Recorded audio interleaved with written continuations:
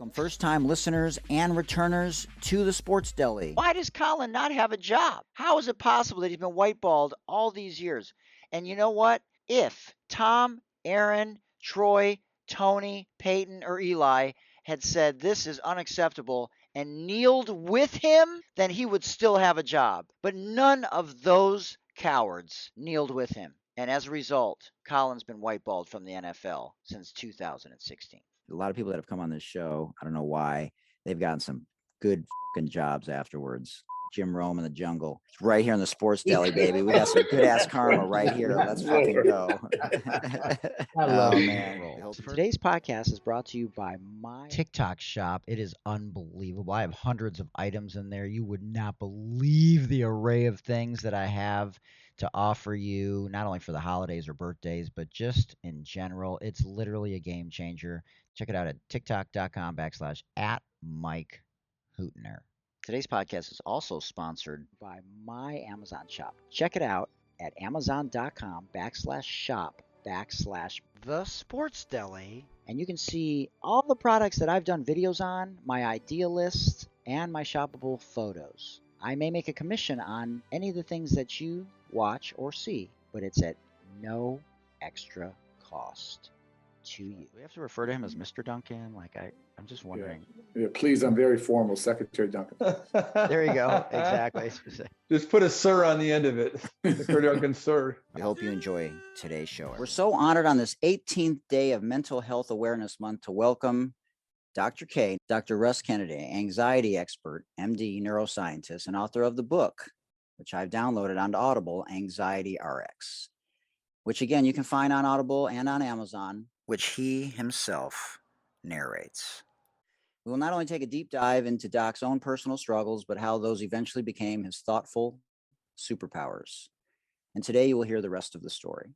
You can find him on Instagram and TikTok at The Anxiety MD. I love that moniker. And on his website, dr-russ.com, where you can ease your anxiety today with a free MP3. He's been featured on ABC, NBC, CBS, and Fox, as well as Mel Robbins. Yes, you heard me correctly, Mel Robbins, after our show, though, I would like to point out.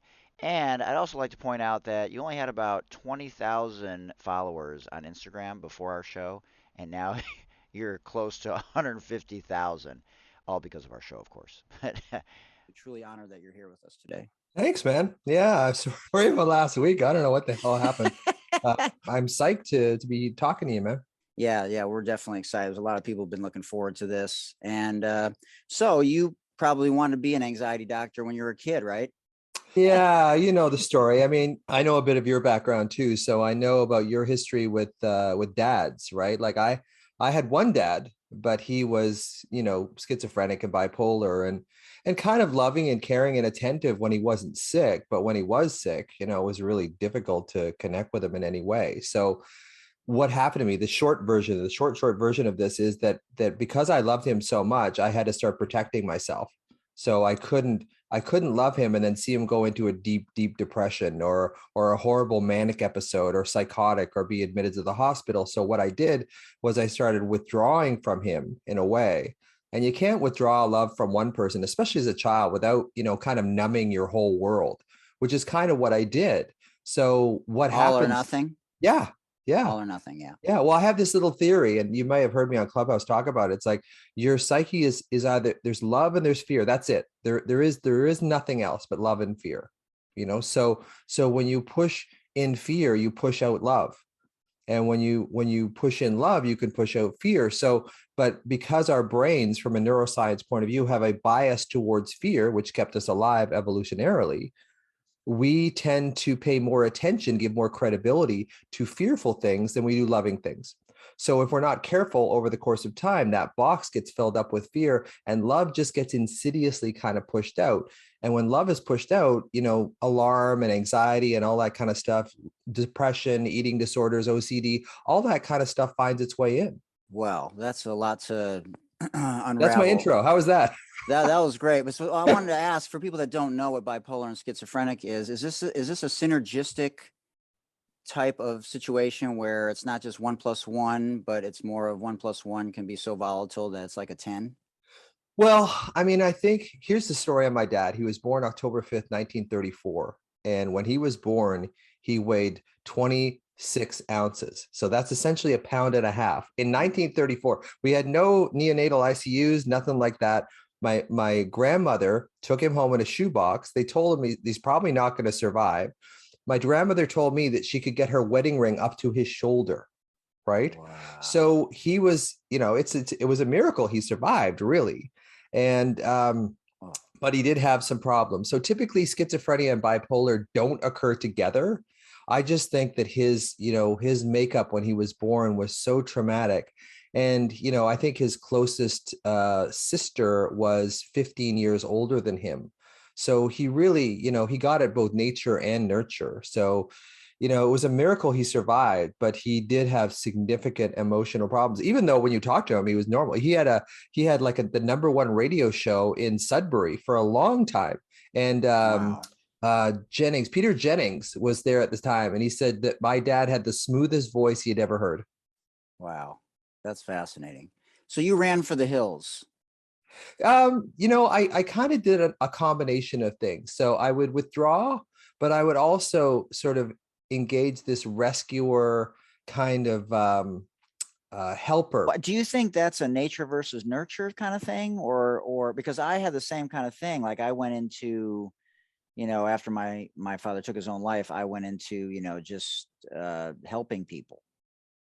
Yeah, I mean, I think we sublimate based on our own personality. Like if your personality has that kind of loving, giving quality to it, you'll make the best of it by helping other people. If you don't have that quality to it, you probably won't. So I think there is a bit of nature in that, what's your nature like? Is it, sharing and kind of giving and that kind of thing? If that's the case, then you're much more likely to turn that tragedy into something more beneficial. Like I saw you had an interview with Jeremy Burright, and Jeremy did the same thing, right? Like he became a leader because he needed to be that leader, and he took all that angst and he put it into helping other people. Yeah. I mean, he's doing some amazing things. Yeah. Simultaneously dealing with his own stuff. Yep. So it's cool. Makes him a better basketball player as well, Sure does. especially under pressure, I would imagine. So you're in Canada the entire time, right? Yep. Yeah. I've been living in Canada for my entire life. And so how is mental health viewed there versus, say, the United States? Yeah, I mean, I don't know how the US really does it. I know here it's looked at in a very medical way. We treat with a lot of medications, and when I was a medical doctor, that was kind of our go-to, is we would go to medications as opposed to therapy and counseling, because as a medical doctor, I didn't have a lot of time to deal with people's emotional issues. So I would only have, I worked in a clinic, like an urgent care clinic. So I would only have about 10 to 15 minutes with each patient. So I would see a lot of people with, with lacerations and bladder infections and pneumonia and that kind of thing. The thing I thought about when you were just speaking was, because I don't want to skip because I want to talk about the medical part that you were talking about. But Yeah, sure. But was there a light that went on during these 15-minute sessions where you're like, man, this can't be it? Oh yeah. I mean, there was, and to tell you the truth, there were a lot of people that came in to see me with anxiety, even when I was working at the urgent care clinic. So I kind of stretched it out to, 20 minutes, maybe half an hour if somebody was really suffering. And I remember looking at my, because on the computer, it tells you how many people are waiting to see you and how long they've been waiting.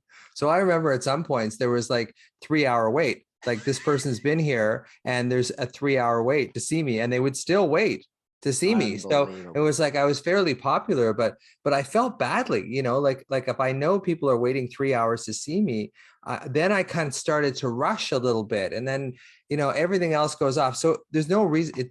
It's understandable that I went into burnout, because I couldn't. A lot of my gift is actually helping people with emotional issues. Right. So bladder infections and, birth control, prescription renewals and all that kind of stuff, that was pretty easy stuff. But what I really liked doing was helping people with their emotional issues. And you can't do that in 15 minutes. So I burned out.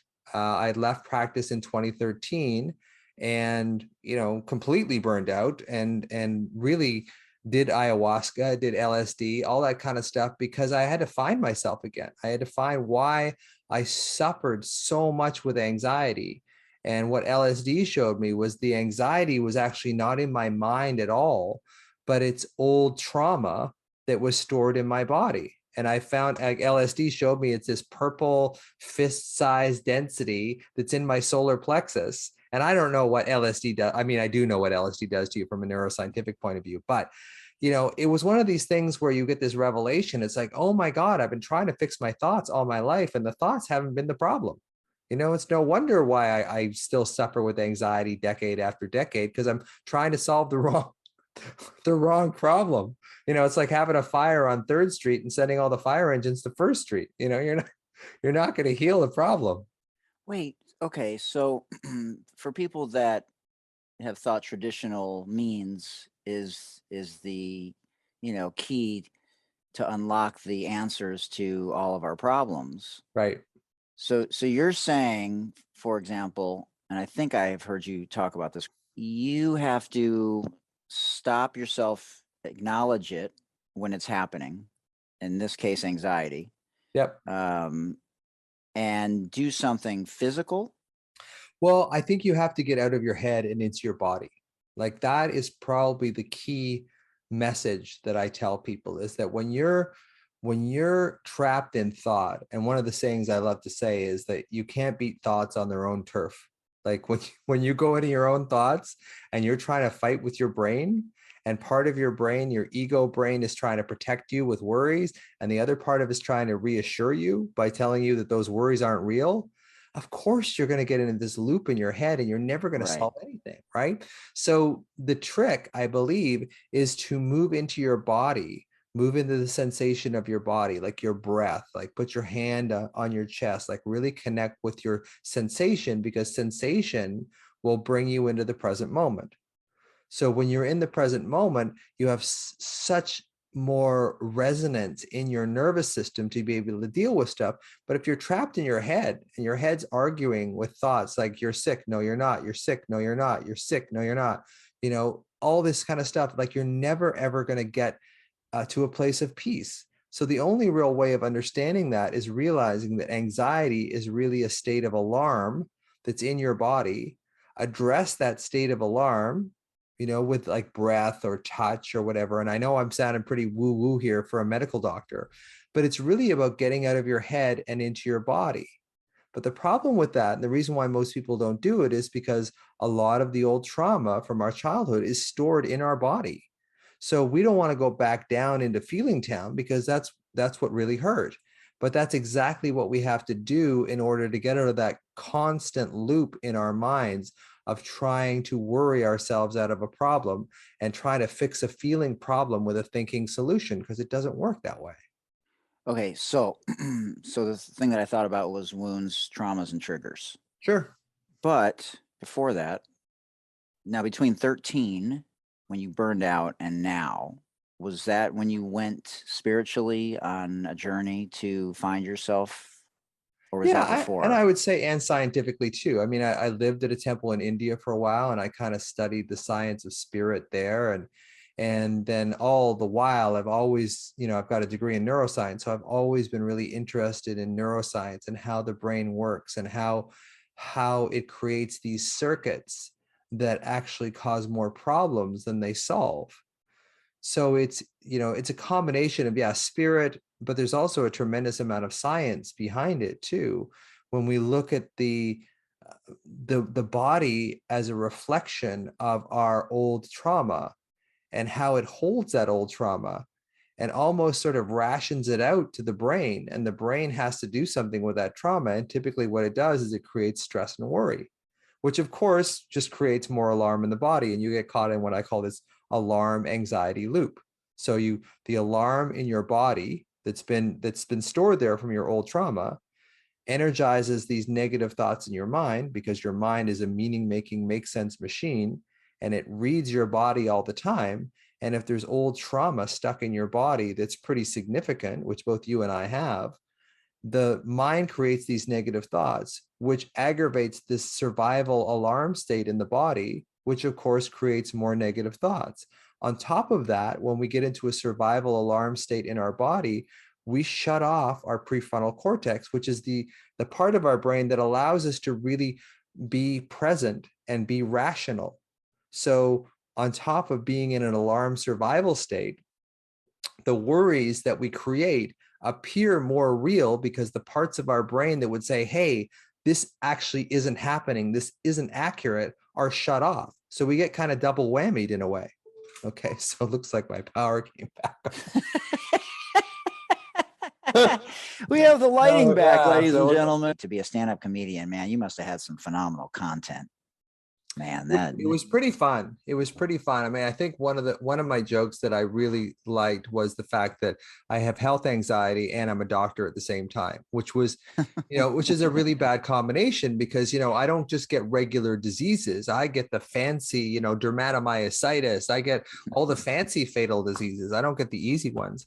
And what I would do is I would order tests on myself because here in Canada, the tests are free because, Right. you need a doctor to order them, but they allow you to order tests on yourself. So, I got an MRI on my head. If I had a headache for more than a couple of days, if my stomach was bugging me, I get an ultrasound. I think you could throw a couple of pap smears in there too. At some point, I was very paranoid about things. God damn. So that's kind of, that's a very short version of that joke, but comedy was one of those things that allowed me to really exercise the right part of my brain because the left part, as being a medical doctor is very analytical. It's very left brain. It's very linear. It's very logical. And I think that was, my artistic side really didn't get fed too much by the real highly analytical side of being a medical doctor. So that was another reason why I burned out, that and the fact that I could only spend, 7 to 10 minutes with every patient. And it was really, really hard. So yeah, that was one of the reasons I really just thought, I just can't do this anymore. And when I left medicine in 2013, because I ruptured my left Achilles tendon, and that was like, okay, I'm out. That was the reason that finally knocked me out. I've been burned out for like probably 5 years before that, but until I ruptured my Achilles tendon, that was the straw that broke the doctor's back at that point. Like that was done. And that led me on this journey to where I am now, which is writing the book and doing the clubhouse rooms and really helping people with the anxiety disorder that I struggled with from my childhood. So I really, as you said, as we started this thing before before all the power outages and the things, it's like, I really wanted, I really have this sense in me to be connected and helping other people. And I really wasn't feeling like I was doing that as a medical doctor. I felt like I was giving people pharmaceuticals to cover up the symptoms, and the symptoms were there to tell them that they weren't being consistent with themselves, with their own values. Because I think that's where, anxiety and depression and OCD and eating disorders all show up as a compensatory mechanism for just not being who you really are. Yeah, wow, that is phenomenal stuff. So the question I have is, you talked about you have to get to the physical. And so my question is, does that bring everything to the forefront? So then now you're living in the present, so to speak, because it's not suppressed and now it's literally right there in front of you when you focus on your breathing. Like, for example, the breathing, because you and I both teach yoga. So Yep. meditation is a big part of it. So that brings it to the forefront. So now you have a choice. You're at a crossroads. Either bury it again, Yep. or you have a monologue with yourself, or you say, wow, this has come back 6 times now. Maybe I should actually address the issue. Yeah, I think that's a lot of it too. I think that's a brilliant question because, we're asking people to go into the source of their pain. So, I've got this guy in my courses, program, whatever, who was bullied quite a bit when he was younger. And it's like, I don't want to go back to that poor, skinny little boy who cried and was bullied. I don't want to go back there. And I said, I don't blame you.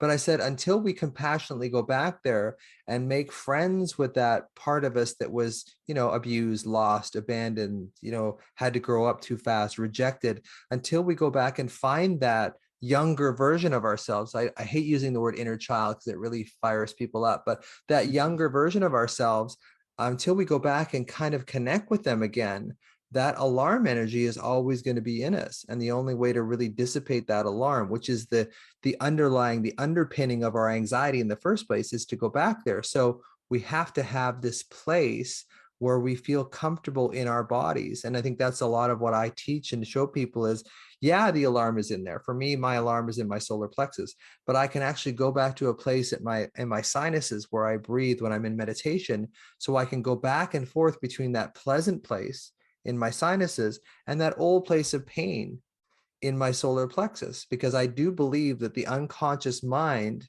goes back to that place of our trauma and takes us back there.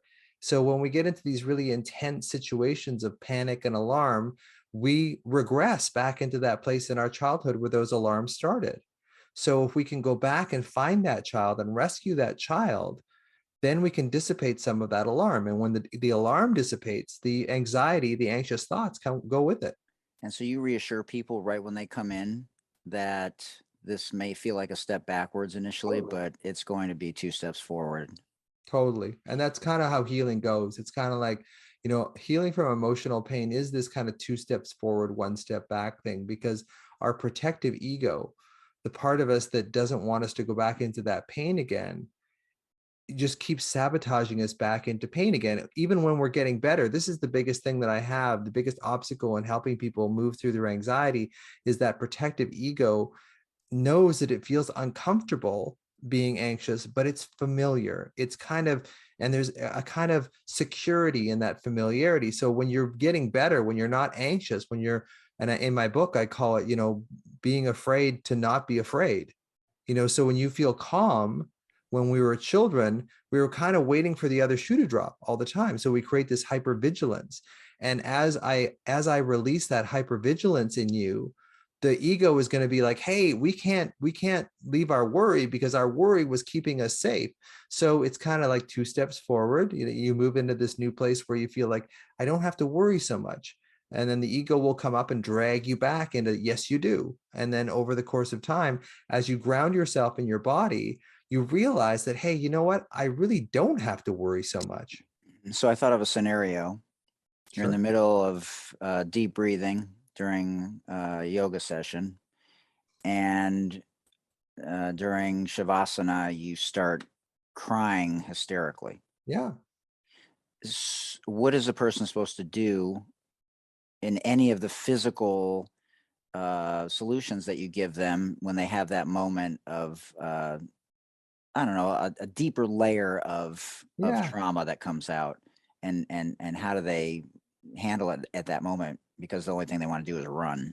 Well, What is- it's like a panic attack. In that moment, there's probably not a tremendous amount that you can do to help things long term. But in the short term, it's basically, putting your hand on your chest, really reassuring, because it's coming from the child in you that's finally having the opportunity to release these things. Because you put the brake on, as adults, we put the brake on, the emotional brake on so hard because we don't want to feel that pain anymore. When you're in yoga and, you've opened, that the old saying that we have issues in our tissues. And when you open your joints, you kind of, and stretch your connective tissue, and it's called connective tissue for a reason, because it does connect us to ourselves.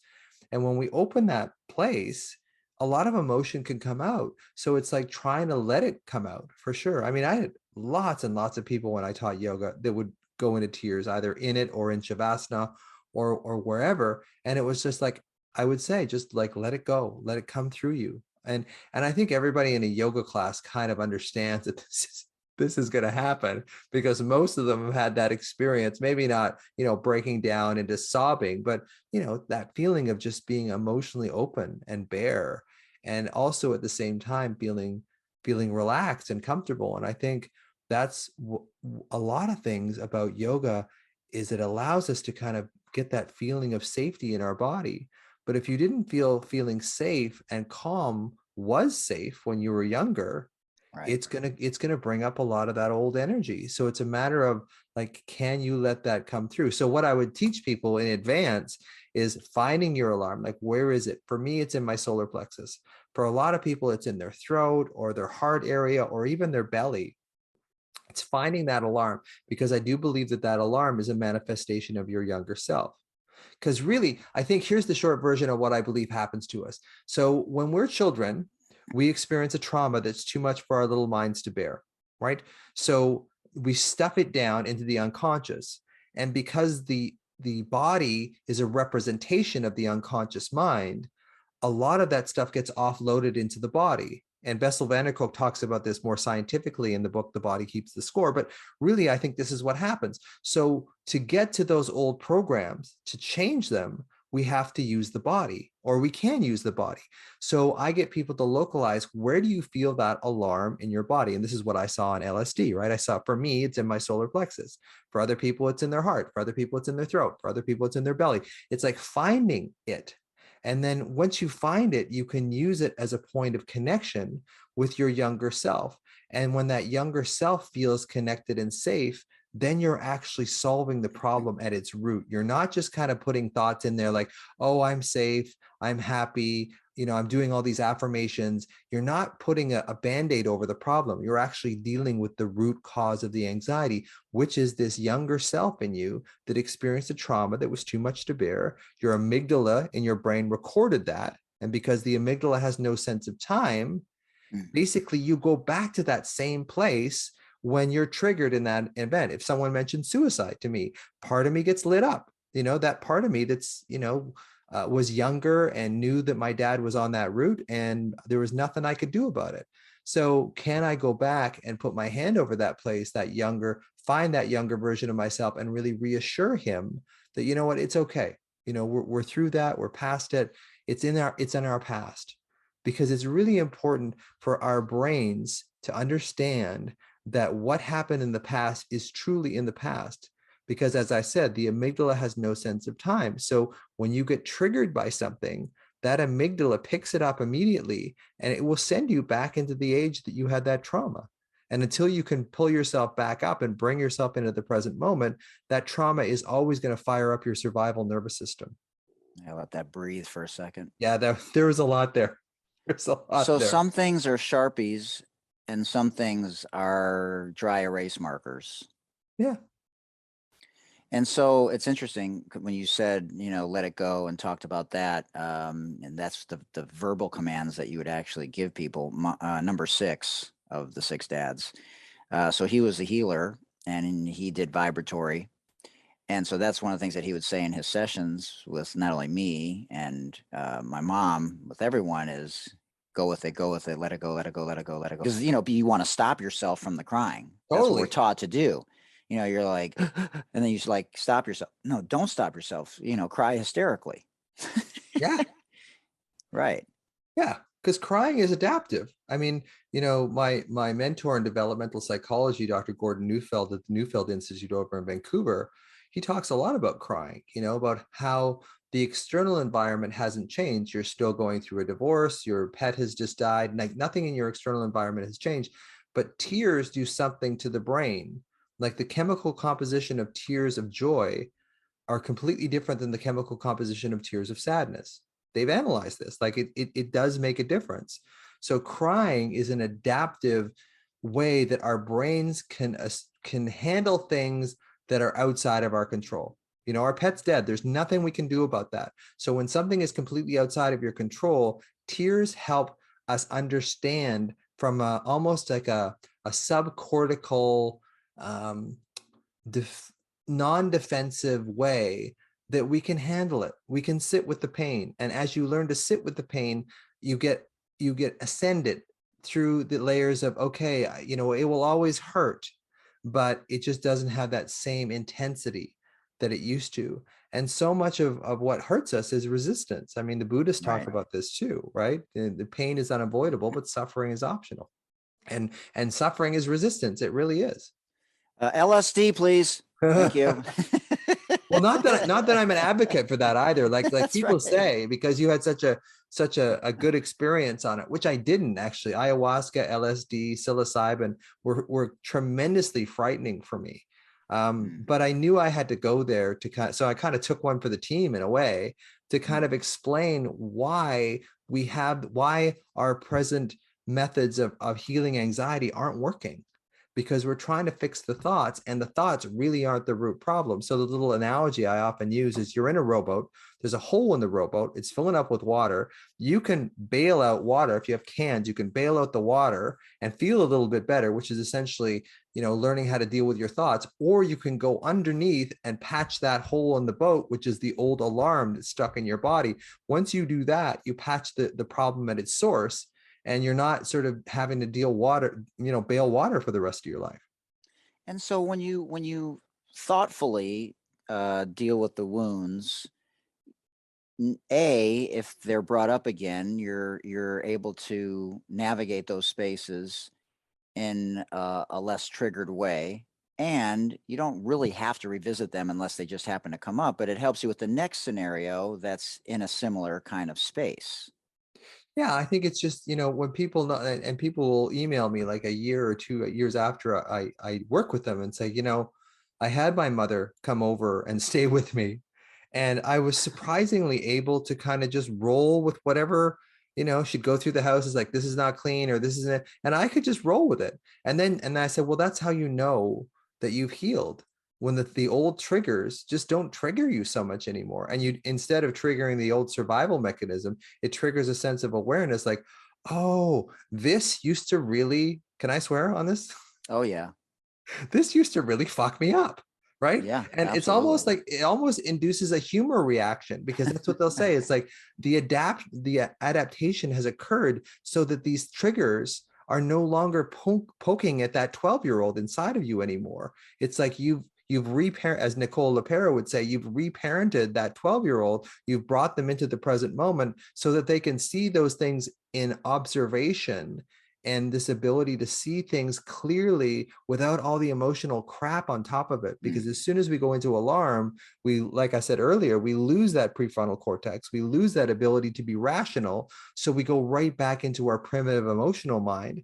And that's not going to help us when we're dealing with anxiety and alarm and that kind of thing. It's just going to make it worse. Yeah, I've used laughter my whole life. My best friend and I, since fifth grade, that's all we did was laugh about everything. He had trauma, I had trauma. Yep. And so, how do you know if you're making a daily commitment towards this healing journey versus you're being over analytical and that could paralyze you? Well, I think I think it's in the question. It's like, if you're being overly analytical, you're still in it. You're still in the trauma. It's when you can Interesting. feel it, in your body and you allow it. And this is one of the things that I do with people is I take them into a trauma. I resource them. It's kind of like a semi-hypnotic thing. And then I take them into one of their old traumas, not the worst trauma of their life, but a trauma. And then I say, okay, where do you feel that trauma? Like, where is it? And search from your chin to your pubic bone. It's usually in the midline. Sometimes what I'll see with people who had to grow up too soon and become like the man of the house or the woman of the house too soon and adopt too much responsibility, they'll get it across their shoulders, this feeling of Mm. alarm. And in dealing with hundreds and hundreds of people with anxiety, I started to notice different patterns with alarm. Like, if people feel it in their throat, it's like, I could never tell my parent how I felt. I could never express to them. Heart areas, abandonment, usually. If it's in the belly, it's almost like they didn't get enough to eat, or they really felt like they weren't sheltered enough. Like, it's almost like base root chakra Mhm. kind of issues as you go lower down with the alarm. So it's Mm. finding the alarm in your system. And then, you can do this yourself. You can basically close your eyes and go into one of your old traumas and say, what does this light up in my body? Is there like a pain or a pressure or like a temperature? Is there something in my body where this lights up? And for a lot of people that I see, it's the first time they've ever looked for a physical locus of their pain. They've always just assumed it was in their mind. And the reason why they haven't gotten better, and they eventually come to me, is because they've been trying to chase their tails, looking at trying to fix the fire on 3rd Street and sending all the fire engines to 1st Street. It doesn't work that way. You have to feel it to heal it. And you've got to go in there in a safe, guided way. And that's what I help people do. It's like, get into this sort of secure place, and then we can sort of touch our toe in the old trauma, and then we can come back out, and then we can touch our toe in it again, and then and that's how you process. You can't just all of a sudden throw someone into their trauma and expect them to heal, because it's just going to re-traumatize them, which is what I believe a lot of talk therapies do. I think just talking about the trauma over and over in a way is re-traumatizing. It's digging that groove that people already have that's torturing them even deeper. I knew the Canadian in you would come out when you said process. Oh yeah, or That was about. Yeah, about. To me, about sounds like about, but you, it's like it's a boot. It's a boot. I remember I was hosting a pilot show for A&E years ago, and they would say, everything's good, but you've got to say a but when you say about. So whenever I would come to about, I would have to say, and that's what that's all about, and still it kind of came through a little bit. But it's funny how these really like little Canadianisms come out, eh? That is, yeah, hey, that's what I was looking for. Oh, right the there, other man. one. I Yeah. needed that. How's I it need- going, eh? Beauty, beauty, eh? Yeah. Just giving her, eh? Okay.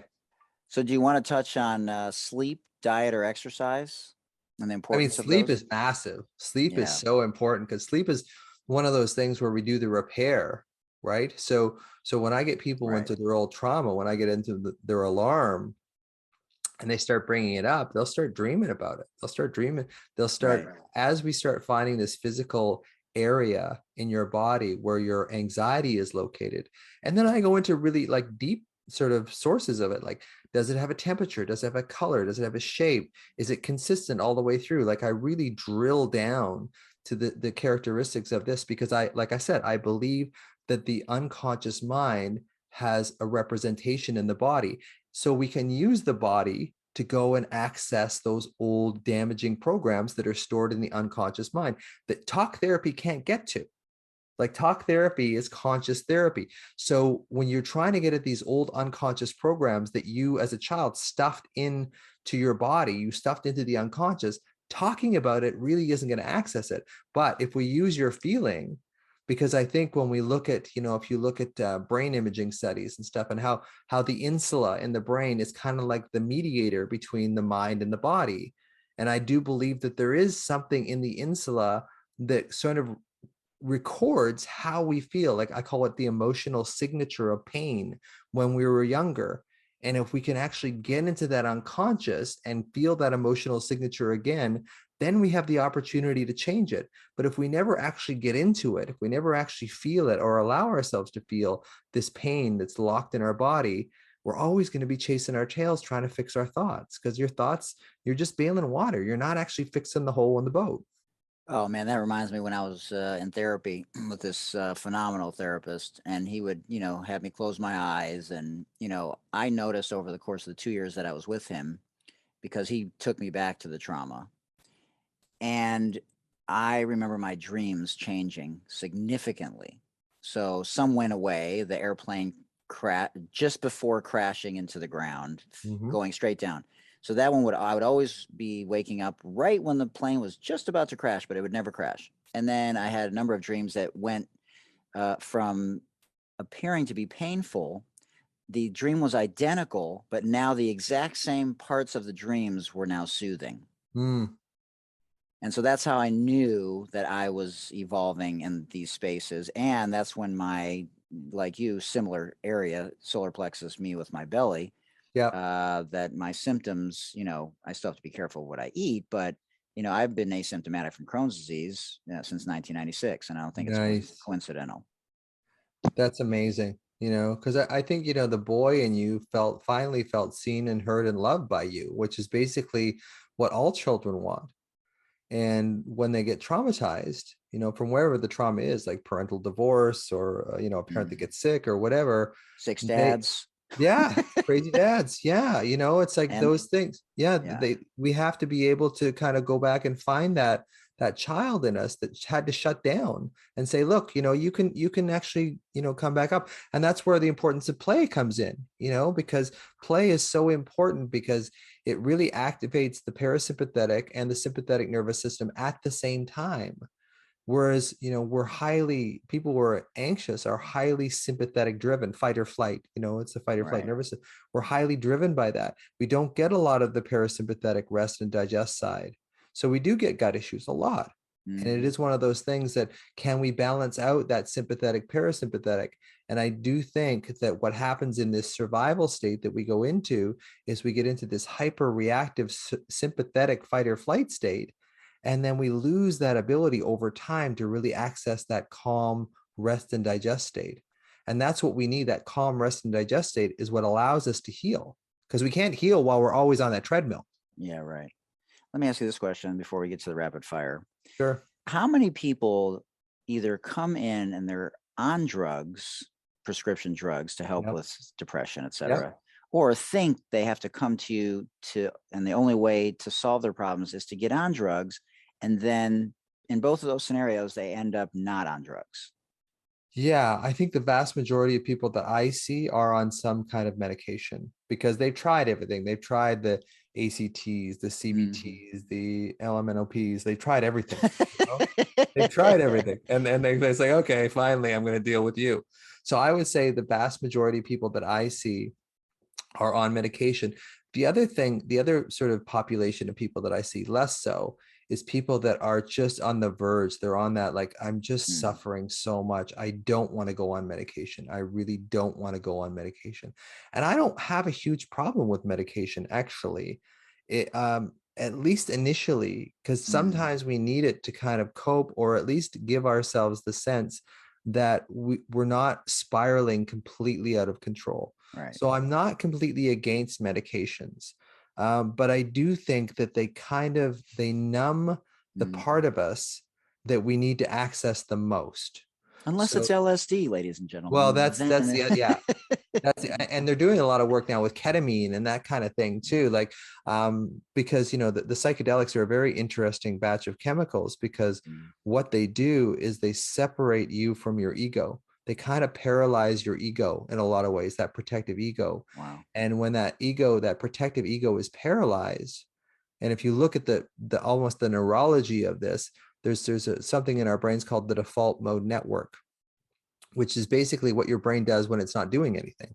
So when they did this study where they put people on an MRI scanner and they gave them math problems, and they would notice how the brain kind of activated to that.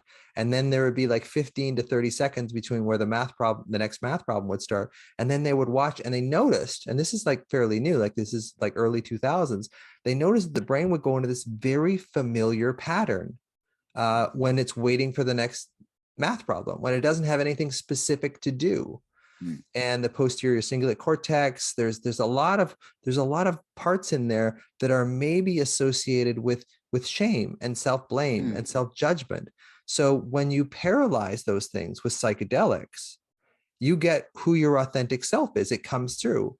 And one of the things that psychedelics do is they blur the boundary between conscious and unconscious, and kind of reality and unreality, and us and them. So when we have our egos make us feel like we're separate in the world. Whereas if you're on LSD or psilocybin, at least in a pleasant journey with them, people will describe, like, I felt one with everything. I didn't feel separate from anything. So when you paralyze the ego, and that ego is the part of you that worries and is scared, you actually get to see, what would I be like if I didn't have all this trauma? What would I be like if I didn't have all this ego, right? Because this ego protection. And then people, when you see it, it's kind of like that movie, The Sixth Sense. When Bruce Willis is dead all the way through the whole movie, you can't watch that movie again because it's, what happens. So right. I think when you get that felt sense of, who is my authentic self? Who am I in my authentic self without all this ego that's in there to worry and protect me?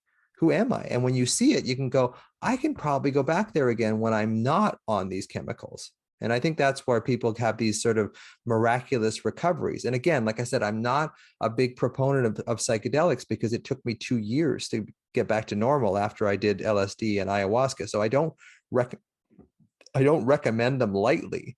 But if nothing else is working, usually what I recommend with people when they say, I want to do LSD or psilocybin or whatever, there's a couple of things I recommend. One is microdosing with psilocybin because it's fairly easy to titrate.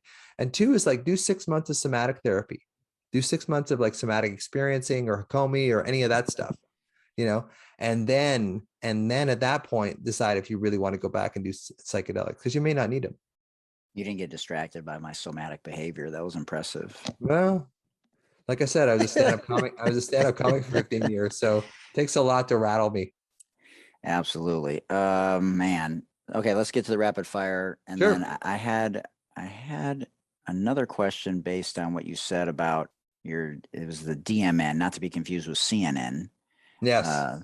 Which apparently is not doing well. Absolutely not. Okay. So in one of your techniques to make someone open their mouth is one of your techniques to make someone open their mouth as wide as possible and say the letter R. And they do that 3 or 4 times a day. It causes their parasympathetic nervous system to make them yawn, and this can help them relax. Have you ever done that? I haven't heard that before, but if you look at the vagus nerve and its contributors in the face, the vagus nerve is the main nerve of the parasympathetic rest and digest nervous system. So any mouth activity, this is why people chew gum. This is why people chew pens. If you look at this pen that I've got in my hand, I've chewed it, considerably. This is why any oral activity, this is why people smoke, I think, when to relax their stress, because it does activate that vagus nerve.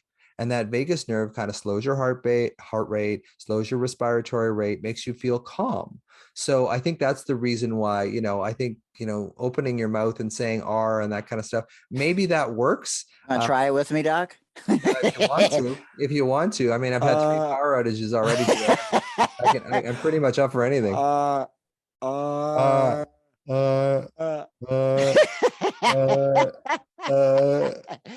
Haven't done this on my podcast before. Yeah. Okay. I don't know if that's it's good for self-consciousness. I'll give you that much.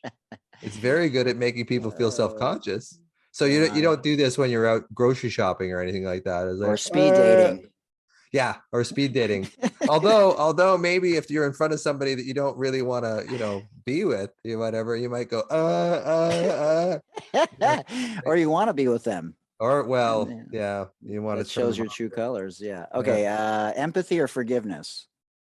Empathy for sure. I'm not a big fan of the word forgiveness. I think that what happens with forgiveness, I think there's a connotation with you just let go of something before you're ready. And I think there's a grieving process that you have to go through your body to really let something go before you can truly, open quote, forgive, close quote, someone. I think you have to go through the grief yourself before you can really forgive someone. Now, the intention of forgiveness, I think, is good. But I think that we do it too quickly without going through the process of grief.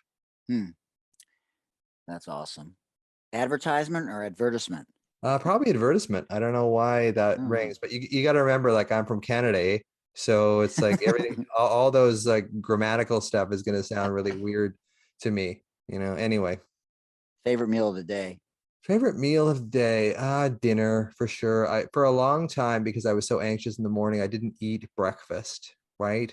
So, and I still don't. I actually sort of I eat between kind of, I'll have lunch around 1 o'clock, and then I'll have dinner around between 6 and 7, and then I won't eat again until the next day at 1 o'clock. Man, that sounds like me, between my lemon juice, my celery juice, my intermittent fasting, and that's how I've lost 20 pounds. It's been amazing. Oh, nice. Maybe I should try that. Oh man, it's awesome. The gut health, it's the celery juice has been amazing. Yeah. Yeah, and the lemon juice is, I don't know, I saw this doctor talking about, your gut and lemon juice. I tried it and I lost in 4 months 17 pounds. I was like, is this real? Wow. I was like, yeah, and lemon's my favorite fruit. So wow. Yeah, it is. Figure. Guitar or drums? Oh, guitar. Look at behind me. Like I've got 8 guitars, man. Yeah. Wait, can you play something for us? Maybe I think it's out of tune, but I can try a little here. Nobody will know, Doc. Oh yeah. Yeah, it's out of tune. Yeah, it's really out of tune. Okay. That's amazing. So did you play when you were a kid to help you escape? I started playing as a late teenager. Oh, so wow. Yeah, because it was something that I could, that I couldn't master. So it's like, I'm going to go with this until, I get a level of mastery with it, which you couldn't tell from those particular chords, because that guitar, it sits in my office, and I think Looks good. it's more of a prop for my Zoom call. Yeah, actually. exactly. My electrics are upstairs. I've got a Strat Plus and a Telecaster, and those ones I play quite a bit. And sometimes you'll see me play it on Instagram, but not that much these days. All right, a couple more. Yoga or meditation? Okay, that one I got to think about it a little bit.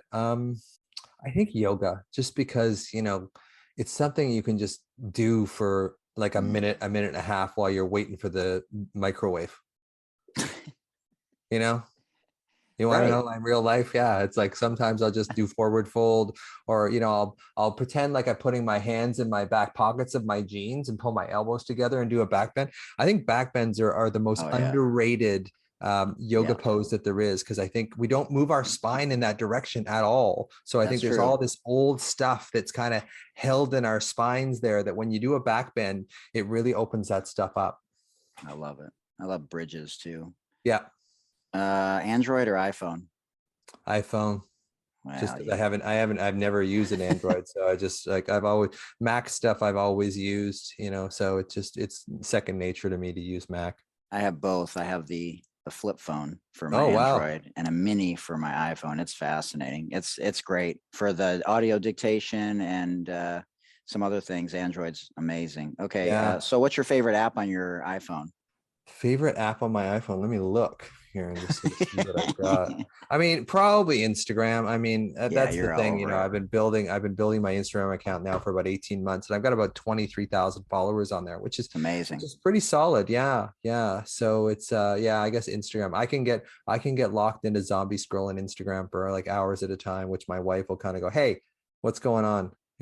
And I go, "Oh, I'm stressed. I'm dissociated." And I'll say this, like, my wife's a somatic trauma therapist, right? So she'll say to me, "Are you dissociating into your phone?" And it's like, "Yes, I absolutely am." Yes, I absolutely am. Yeah. She says, I resemble that remark. I can't. She'll say, "I can't reach you." It's like, "Yep, that's what I'm doing." Wow, that's hilarious. Sixth Sense or A Beautiful Mind? Movies. Oh wow! I quoted that just a second. Yes, you did. Probably Sixth Sense.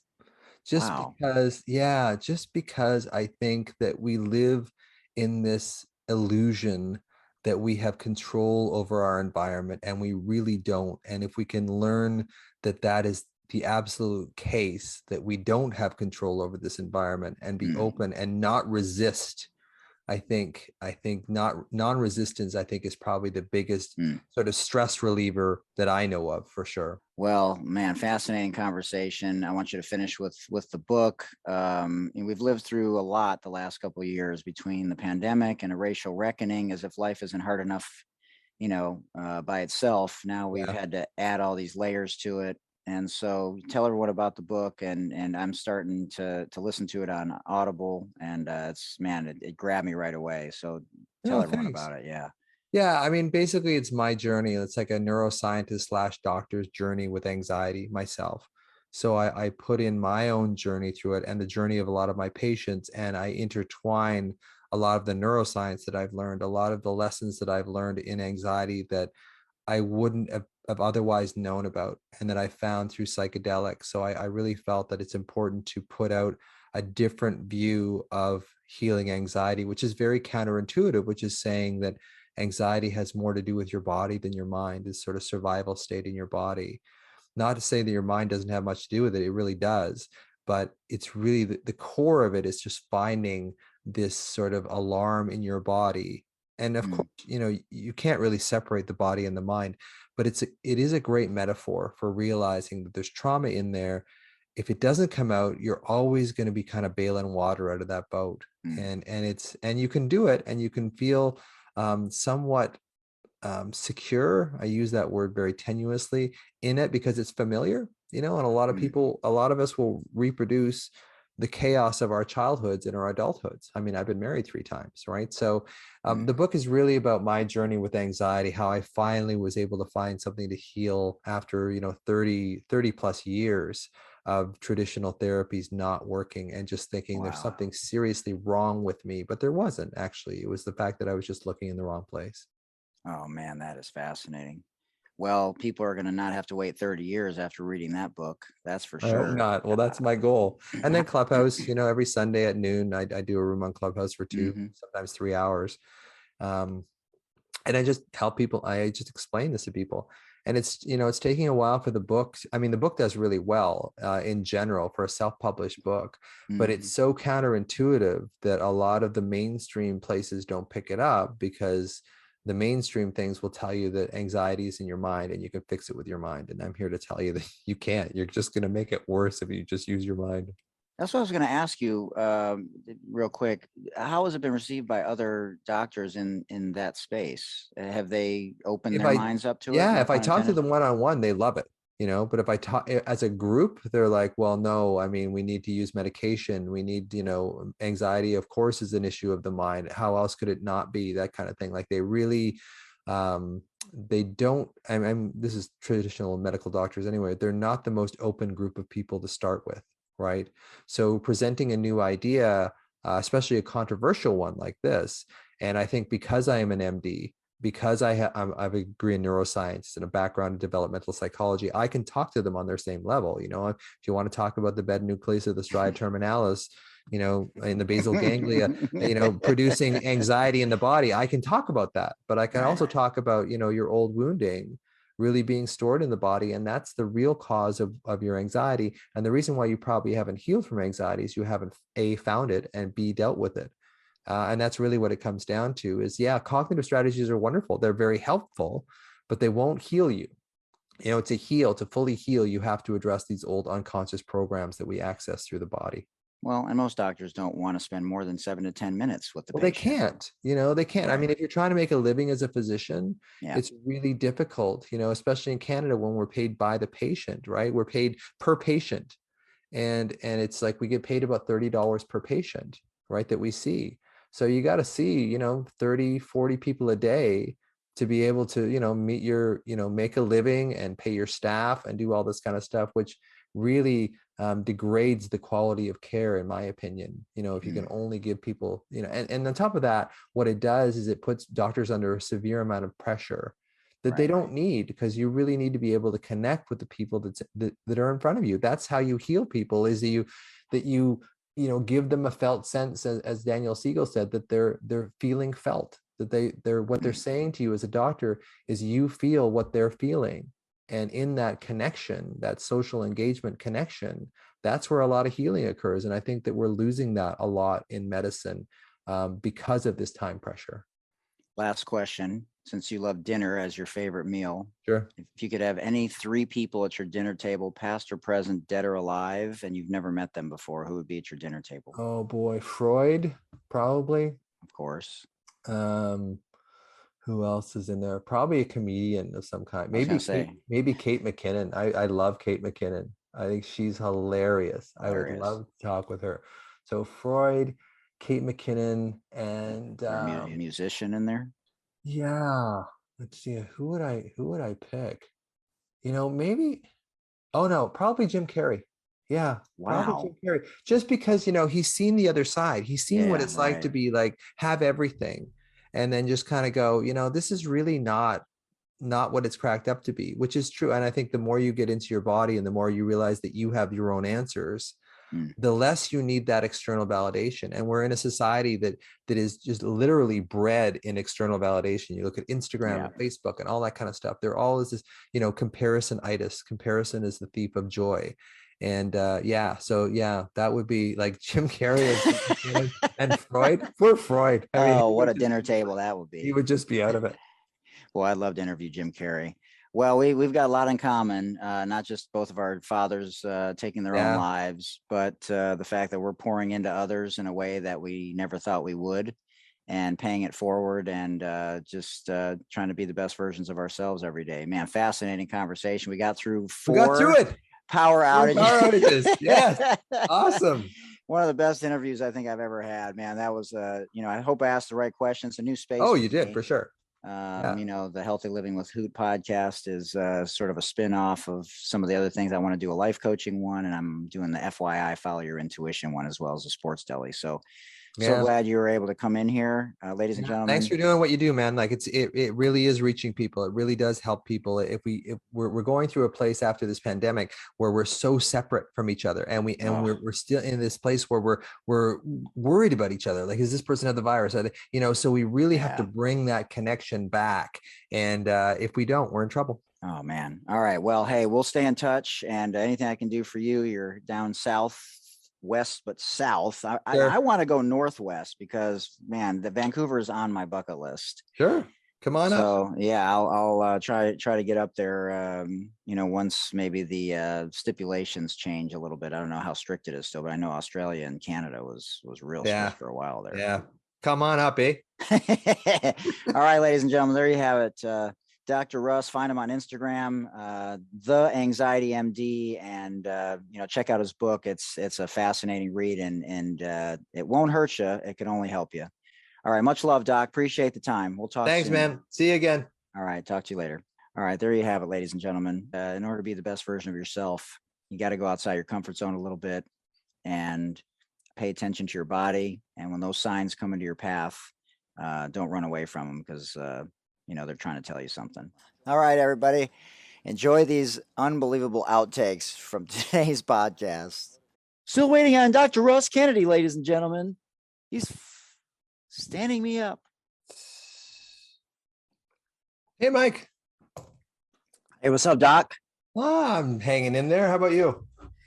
Oh, man, just got my 325 push-ups in, my 5 sets of core, and I'll do my lunges and my lunge jumps later. Nice. So you do a lot of your stuff at home then? Do everything at home. I don't go to the Y anymore. Okay. Yeah, I just started getting back into the gym. I've worked out with weights since I've been about 18 years old. During pandemic, can't go. We did find one gym that was at one of the universities here. It was kind of like an academic university, a real academic, like no real school teams out of it. And it had a huge gym. And what it did was it put all the machines about 25 feet apart. So there's like a lat machine, and then there's and it covered the entire gym. So you would go in this circuit, right? Clean off the equipment, all that kind of stuff. But it was about a half-hour drive, but couldn't keep it up. It was just too far to go. Yeah, that's definitely far. Yeah, I started, I've done weights my whole life too, but then I started doing push-ups. I started with 5 and 10, and then I was like, man, I can do 25, and then I can do 35, and then 50. And so now I do sets of 100. It's crazy. And everybody watches me on my TikTok live. So it's very interesting. Nice. You're gogginsing it. Hey, whatever we can do to move and be a better version of ourselves every day, right? So important, especially with the trauma history, because trauma makes us go immobile, and basically it becomes a way of life. Oh, does it ever? You can either go one of two ways, and they're both your reality. Yeah, pretty much. Yeah. All right, I'm going to do a quick formal intro. Okay. And we will rock and roll. I've been looking forward to this. Man, I can't tell you. There's a lot of people that'll be coming on here, but this was one that I don't listen to people usually for more than 10 to 15 minutes. But that day I listened to you for over 2 hours. And on Clubhouse. Yeah. Yeah, it was a fascinating discussion and plot twists, and it was just a wonderful time. So I really thanks, enjoyed man. it. Yeah, I appreciate that. All right, let's rock and roll. Okay, for a personality. We have some technical difficulties there, ladies and gentlemen. Take 2. I like that screenshot. Now that's a face. What does that face tell you guys? That face says that's an interesting face that he's making right there. That face says questioning somebody's authenticity. That's what I see in that face. I don't know if Doc can hear me or not, but we are frozen. Yep, there we go. Take 2, ladies and gentlemen. We will see Doc back here in a minute.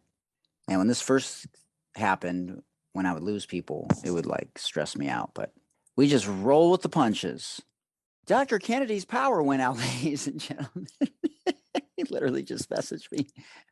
Holy flick! My power just went out. We got power here, so I don't know where he's at, but we are good to go here. Well, I'm waiting for Dr. Kennedy. I figured I'd try some of these filters. I've never seen these before. That one says Zoom. Oh, that's a LGBTQ perimeter filter. Interesting. There's a dog barking with roses in its mouth. Oh, I'm on television. Looks like a 1950s television. Bunch of emojis on the perimeter of the screen. Christmas lights. Looks like I'm in outer space there. Another television with the old school dials. Oh, I look like, Phantom of the Opera, or I look like I'm a bank robber. Graduation cap on. I'm looking like Marx from back in the day. The actor. Oh, I got a mustache. Interesting. Love the mustache. Oh, and now I got some sunglasses on with the circular sunglasses. And now I look like I'm going snowmobiling. Oh, I'm playing a 3D video game, watching a 3D movie.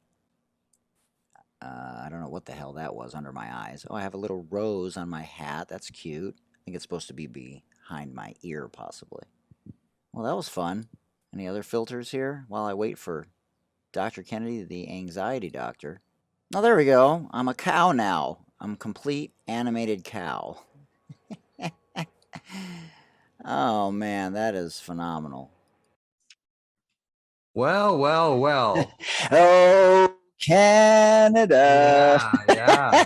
Well, here's the thing too. Like, I'm on generator power now, so I'm guaranteed that it'll stay on for sure. It's just I don't have peripheral lights, so it's just an audio podcast, right? Like we don't have a video as well. No, I do video also. Oh, But okay. it looks good. Does it look okay? Oh, Like, yeah, it's it's pretty dark. plenty of light. Okay. Yeah. All right. Well, let's go for it again. I just have to sort of send a thing to my friend saying, Oh, yeah. 1 o'clock. Hey, comma, I'm going to do that podcast after all, so I'm going to miss the 1 o'clock call today. Okay, let's Yes, do it. sir. Round 2. Can we address it or what? So you were saying that. Oh, you're going to edit it together? Oh, yeah, I just edited it because we're not live. Okay, because you'll Yeah. see a distinct difference between the light. Oh, yeah, it's all good. We're going to have take 3 here, ladies and gentlemen. I don't know if the generator went out, but we are having technical difficulties once again. I thought I might move to Canada, but I'm having second thoughts now, ladies and gentlemen.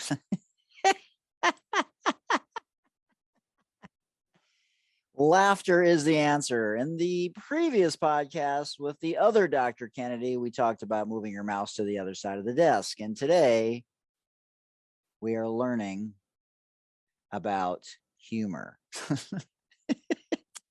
Kennedy's gone. Oh, man, that is hilarious. So, DRK,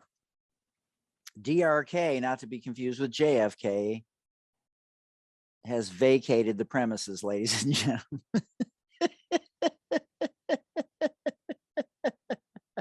I'm going to get another text message that said the generator is now out in addition to the power.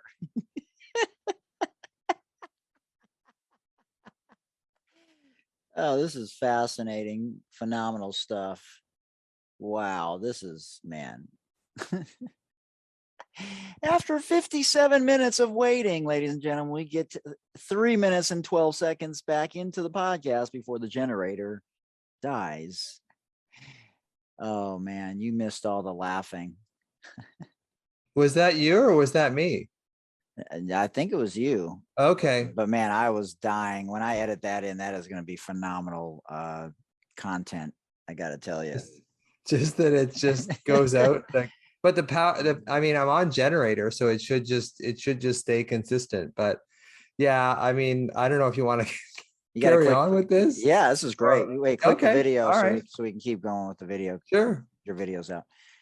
Yeah. Click start video because your video's off. Oh, okay. There we go.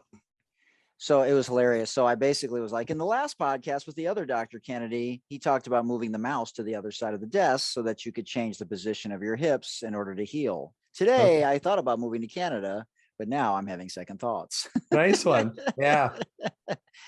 Oh, man, that is hilarious. I literally was making myself cry. So we get kind of double whammied in a way. Okay. So it looks like my power came back. We have the lighting So, back, yeah, ladies and so gentlemen. yeah, so my light is just like, oh, wow, how did that That happen? is You know, phenomenal. so we'll see. I'll just keep. I was a stand-up comic for 10 years, so I'm Man, this is phenomenal.